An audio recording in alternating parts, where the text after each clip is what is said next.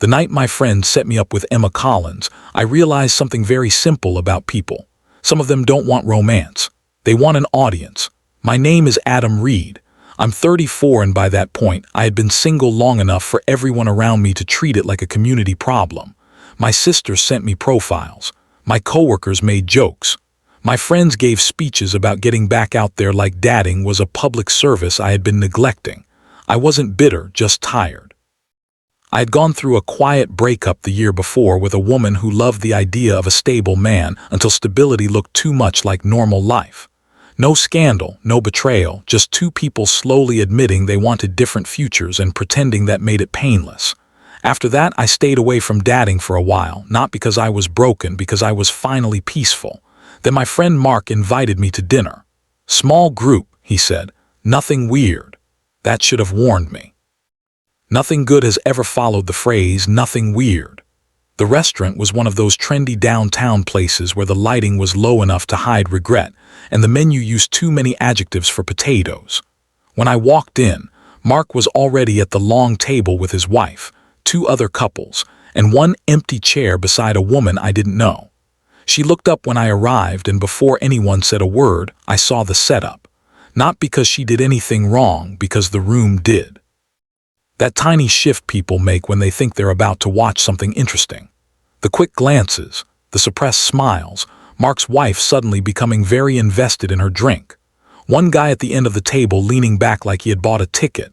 The woman beside the empty chair seemed to notice it too. Her name, I learned a second later, was Emma. She was around my age, maybe early 30s, with warm brown eyes, shoulder-length dark hair, and a navy dress that looked simple in the best way.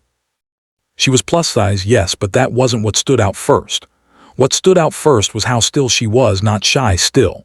Like someone who had walked into a room, understood the temperature immediately, and decided not to give anyone the satisfaction of seeing her flinch. Mark stood too quickly.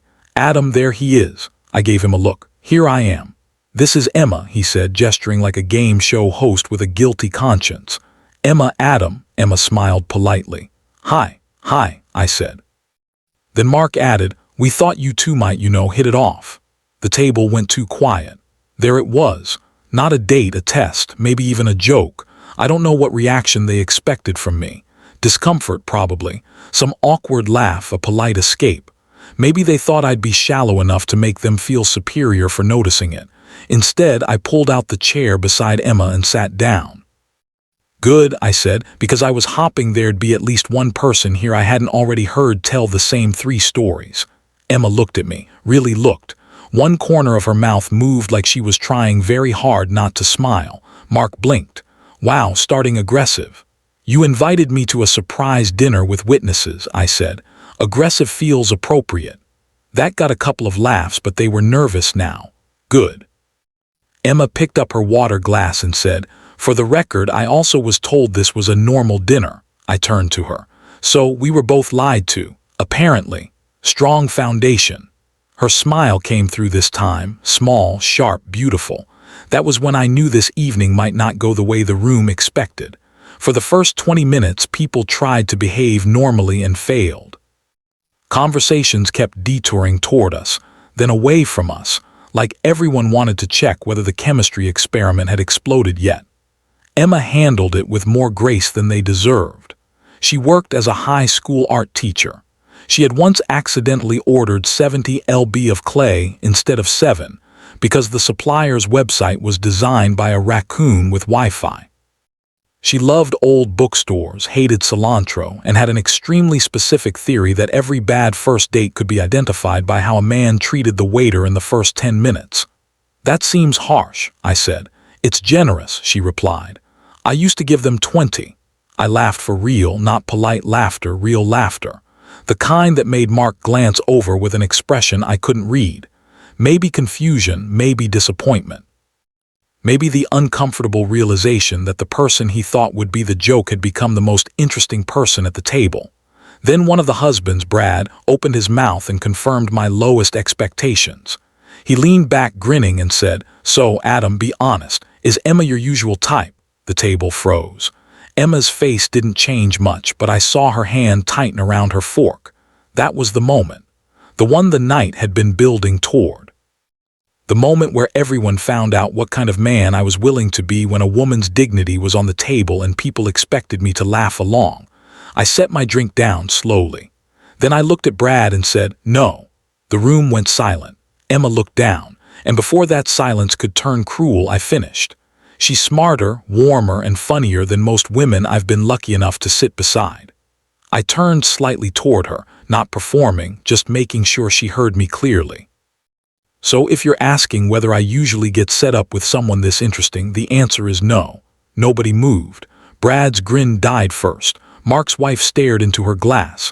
Emma lifted her eyes to mine, and for 1 second all the noise in the restaurant seemed to fall away. Then I looked back at Brad. "And if you were asking something else," I said calmly, "don't." That left the whole table speechless, exactly like the title promised. "But Emma." Emma smiled, not the polite one from before, a real one. And then with perfect calm she said, "Well, that was unexpected." I picked up my menu. "Good unexpected, or we should escape through the kitchen unexpected." She leaned closer, just slightly. "Ask me again after dessert." And for the first time all night, I forgot the room was watching. Dessert became the safest deadline I'd ever been given. Not because the room got easier, because Emma did. Once Brad's comment had been shut down, the table lost its appetite for cruelty and spent the next half hour pretending the whole thing had never happened. That was always the pattern with people like that. They loved a sharp moment until it required accountability. Emma didn't make it easy for them. She didn't storm out. She didn't shrink. She didn't reward anyone with visible damage. She simply turned toward me and started talking like the rest of the table had become background music. "So," she said, unfolding her napkin again, "what do you do when you're not rescuing blind dates from social experiments?" "I manage operations for a regional bookstore chain." Her eyes lit up. "You're kidding."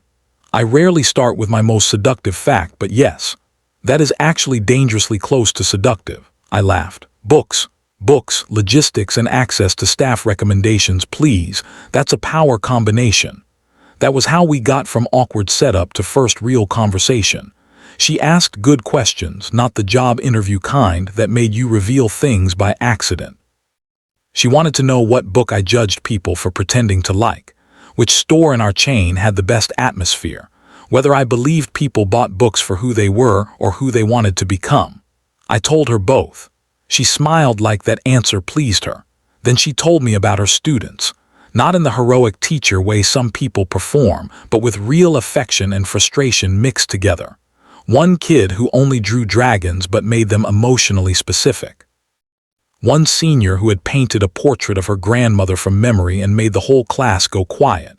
One freshman who kept hiding tiny cartoon frogs in every assignment like an artistic signature. By the time dessert menus came, I had forgotten half the table existed. That apparently bothered Mark. He leaned in with a forced grin and said, "Wow, you two are really hitting it off." Emma looked at him. "Was that not the plan?" His grin twitched. "No, of course." "I just mean you seem surprised," I said. Mark looked at me. I held his gaze, not angrily. Anger gives people too much drama to hide behind, just steadily. He cleared his throat and looked away first. "Good," Emma noticed. Of course she did. When the waiter came, she ordered chocolate cake and 2 forks without asking me. I looked at her, bold assumption. "You defended my honor. You've earned shared cake privileges." "Is that the system?" "It is now." The cake arrived, and for a while the evening was almost normal. Better than normal, actually. She had a dry sense of humor that kept sneaking up on me. She made fun of herself without putting herself down, which was a difference I respected immediately. And every time I caught the table watching us, she seemed less embarrassed and more amused. Still, I could feel there was something under it, something she was holding carefully. It came out after dinner. People started gathering coats, checking phones, splitting the bill with the emotional intensity of a treaty negotiation. Emma slipped her purse over her shoulder and said, "I'm going to get some air." I followed 2 minutes later after giving Mark a look that said our conversation was not over. She was outside under the restaurant awning, arms folded lightly, city light catching in her hair. She looked calm, too calm. I stopped beside her. "You okay?" She smiled without looking at me. That question has become very popular tonight. That's not an answer. No, she looked at the sidewalk. I'm okay. I'm also tired of being okay in rooms where people expect me not to be. That was a sentence with history behind it. I didn't rush into it. She glanced at me. You handled Brad well. He made it easy. No, her voice softened. He made it familiar. That hit harder. Emma took a breath and let it out slowly.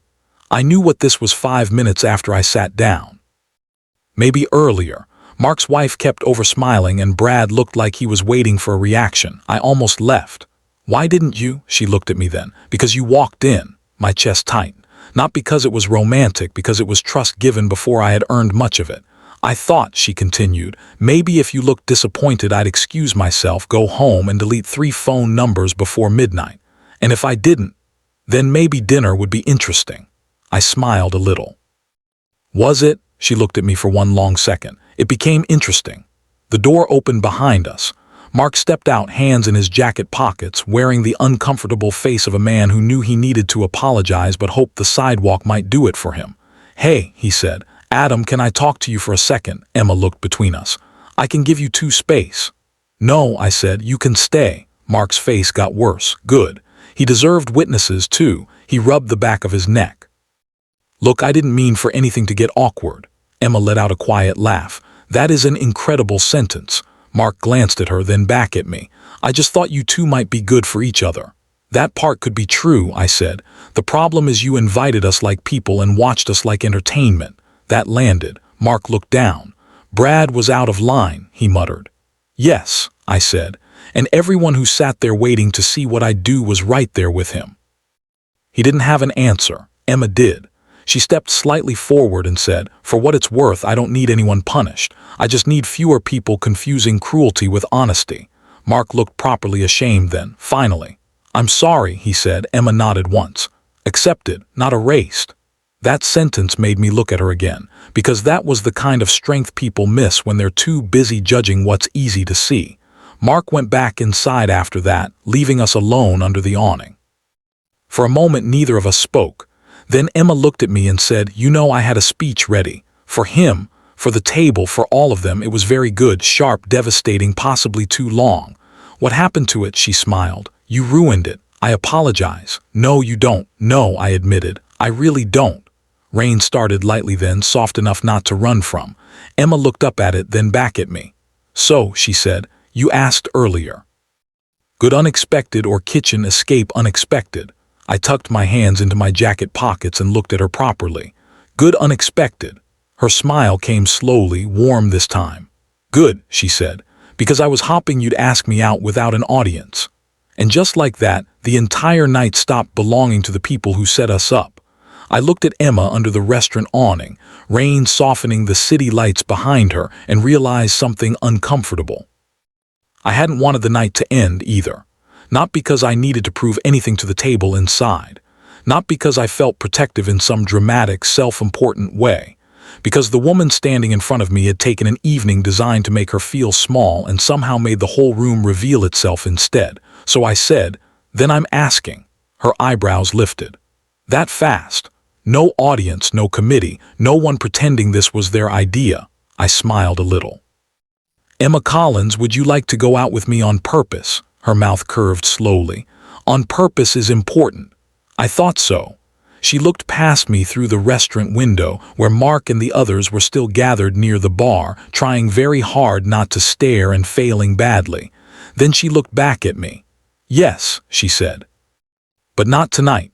That caught me off guard. She noticed and smiled, not unkindly. Tonight is contaminated, I laughed once. That's fair. I don't want our first actual date to be built on me being publicly underestimated and you being decent in front of witnesses. Her voice softened. I want to know what this feels like when nobody is watching. That was the best answer she could have given, because it told me she wasn't dazzled by one moment. She wanted something real enough to test in daylight. Coffee Saturday, I asked. Bookstore first, she said immediately. I stared at her. What? You manage bookstores, I teach art. If you take me somewhere boring, I'll lose respect for you. That's pressure. That's standards, I smiled. Bookstore Saturday, then coffee. Good. A car pulled up to the curb behind us. Emma glanced at it. That's mine. I didn't want her to leave yet, which felt ridiculous after one strange dinner and a chocolate cake negotiated by fork. But I also liked that she was leaving on her own terms. Before she stepped away, she turned back to me. Adam, yeah, thank you for what you said in there. You don't have to thank me for not being cruel. No, she said, but I can thank you for being precise. Then she got into the car and left me standing under the awning with rain on my jacket and the very strong sense that Mark had accidentally done one useful thing in his life. Saturday came slower than it should have. I spent Friday fielding 3 texts from Mark. I really didn't mean it that way. Brad was being Brad. You're mad, aren't you? I answered the last one. I'm disappointed. That's worse. He didn't respond after that. Good. Emma met me at the downtown branch at 11:00, wearing jeans, a rust-colored sweater, and a denim jacket with paint on one sleeve. Not styled, not trying too hard, just herself. That was the thing I noticed first. She looked comfortable in her own skin in a way the dinner table had tried and failed to disturb. Before we begin, she said, I judge people by what section they drift toward first. High stakes. Extremely. We spent 2 hours in that store. 2. She pulled books from shelves and told me which covers lied. I showed her the staff recommendation wall and explained how one 80-year-old regular could destroy our entire ordering strategy by recommending a mystery novel to half the neighborhood. She made me pick a poetry collection. I made her pick a cookbook. Neither of us bought the books we came in thinking we wanted. That felt like a sign. Afterward, we went to a small cafe around the corner. The kind with mismatched chairs and a window seat that made people accidentally honest. Halfway through coffee, Emma stirred her drink and said, Can I ask something awkward? Given our origin story, I think we're past normal. She smiled, then got serious. Did you feel like you had to defend me? I could have answered quickly. I didn't. No, I said. I felt like Brad tried to make you the punchline of a joke I didn't agree to hear. Her eyes stayed on mine. And if I had handled it myself? She asked. I would have enjoyed watching him suffer. That got her. A laugh real and bright, warm enough to pull attention from the table behind us. Then she looked down at her cup. I'm used to people making assumptions before I've even opened my mouth, men especially. She lifted her eyes again. So when you looked at me like I was simply the person sitting next to you, that mattered.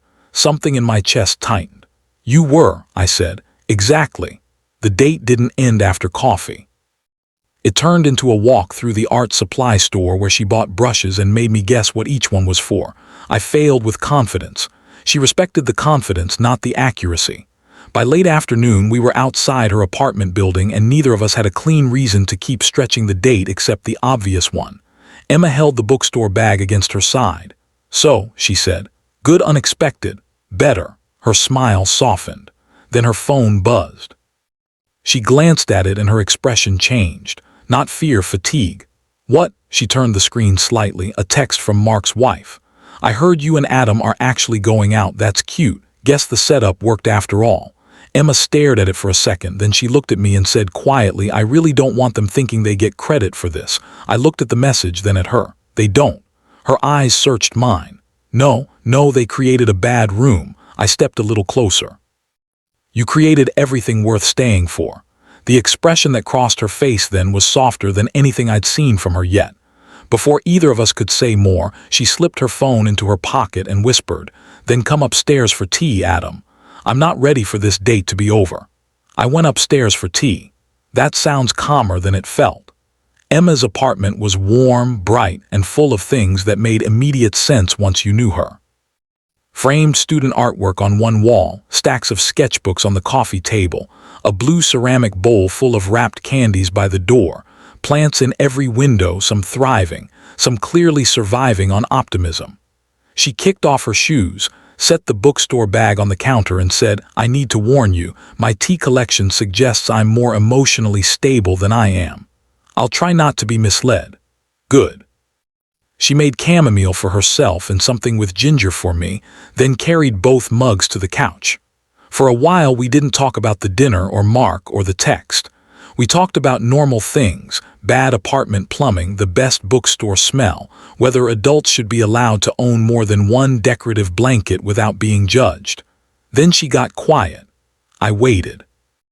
Emma looked down at her mug and said, "The thing about being made into a joke is that people always expect you to appreciate when someone else stops the joke."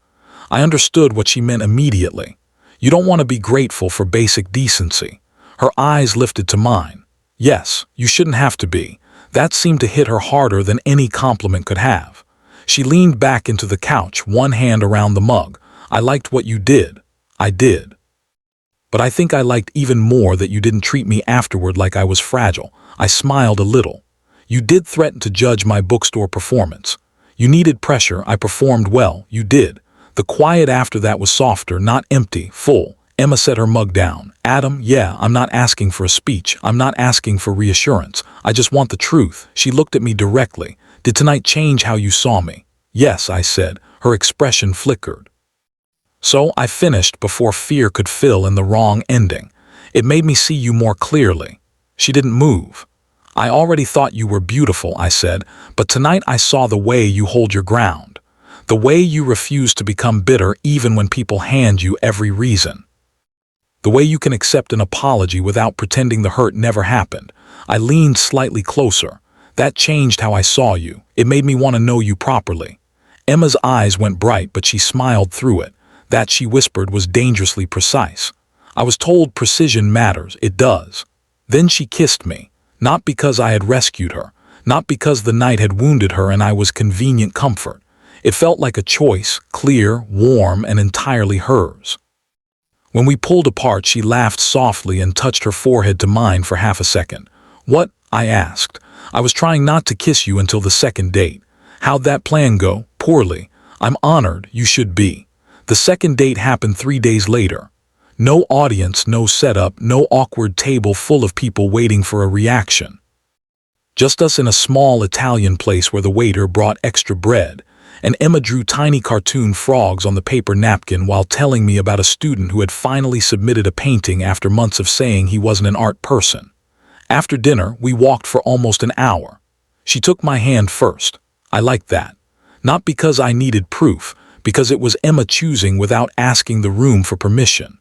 Mark apologized properly a week later, not by text, in person. He came to my office, looked uncomfortable and said I thought I was being funny. I wasn't. "I'm sorry," I said. "Tell her that." He did. Emma accepted it the same way she had outside the restaurant, accepted, not erased. That became one of the things I loved about her first. She didn't pretend pain was smaller than it was just to make other people comfortable. But she also didn't let it become the whole room. 3 months later, she invited me to her school's spring art show. I watched her move through the gymnasium while students pulled her from one painting to another, each of them wanting her to see what they'd made. She looked radiant there. Not because of how she was dressed, because she was exactly where she belonged. One of her students, a shy girl with purple glasses, asked if I was Miss Collins' boyfriend. Emma looked at me. I looked at her. Then I said, "I'm trying very hard to earn the title." Emma smiled so big the student giggled. A year later, we moved in together. Not because it was dramatic, because Sunday mornings had started feeling strange when we woke up in different places. She brought too many blankets. I brought too many books.